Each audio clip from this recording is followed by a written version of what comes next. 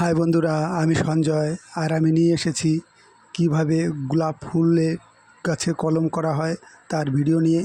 চলুন দেখি আমার এই ভিডিও। প্রথমে আমরা একটা গোলাপের ডাল নেব এবং তাকে ছোট ছোট করে কেটে তারপর জৈব সার, লাল মাটি এবং এমনি মাটি দিয়ে আমরা ভালো করে মিশ্রণ করে নেব। তারপর একটা প্লাস্টিকের বাটি বা গামলার মধ্যে সেই মাটিটি ভরে তারপর সেই গোলাপ গাছের যে কাটা অংশগুলো সেগুলো একে একে সেই মাটির মধ্যে আমরা এবার গোলাপের গাছের টুকরোগুলো ভালো করে 2-3 ইঞ্চি মাটির নিচে পুঁতে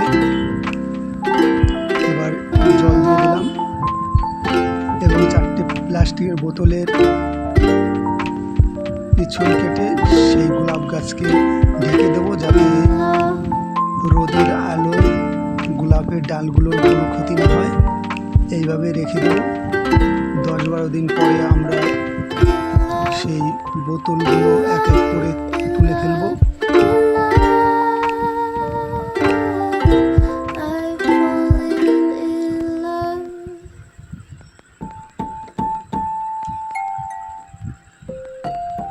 এবার দেখুন প্রত্যেকটা ডালে কিভাবে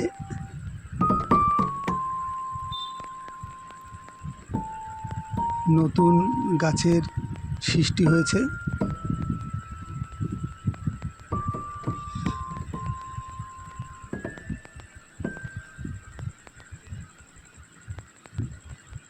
তবে আমার এই ভিডিও ভালো লাগলে